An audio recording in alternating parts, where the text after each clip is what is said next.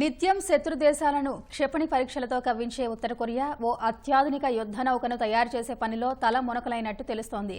మాక్సర్ technologies planet ఉపగ్రహాలు తీసిన చిత్రాల ద్వారా ఈ విషయం బయటకొచ్చింది. ప్రస్తుతం ఉత్తర కొరియా నౌకాదళంలో ఉన్న వార్షిప్ల కంటే ఇది దాదాపు రెండింతలు ఉండనున్నట్టు సమాచారం.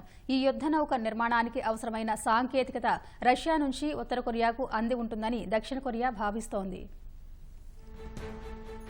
ఉత్తర కొరియా నౌకాదళం ఓ అత్యాధునిక యుద్ధ నౌకను తయారు చేసే పనిలో తలమునకలైనట్లు తెలుస్తోంది. ప్రస్తుతం ఆ యుద్ధ నౌకపై ఆయుధ అంతర్గత వ్యవస్థలను నిర్మిస్తున్నట్లు అంతర్జాతీయ మీడియా పేర్కొంది. నౌక తయారీ పనులు ఆ దేశ ఉత్తర తీరంలో జరుగుతున్నాయని, ఉత్తర కొరియాలో ఉన్న వార్షిప్ల కంటే ఇది దాదాపు రెండింతలు ఉండనుందని తెలిపింది. మాక్సర్ టెక్నాలజీస్ ప్లానెట్ ఉపగ్రహాలు ఈ విషయాన్ని పసిగట్టినట్లు పేర్కొంది. డిజైన్ ఆధారంగా బహుశా ఈ యుద్ధ నౌక గైడెడ్ మిసైల్ బ్రిగేడ్ కావచ్చని నిపుణులు భావిస్తున్నారు. ఇది వర్టికల్ లాంచ్ ట్యూబ్ల ద్వారా క్షిపణులను మోసుకెళ్లగలదని, పొడవు సుమారు 140 మీటర్లుగా ఉంటుందని అంచనా వేస్తున్నారు.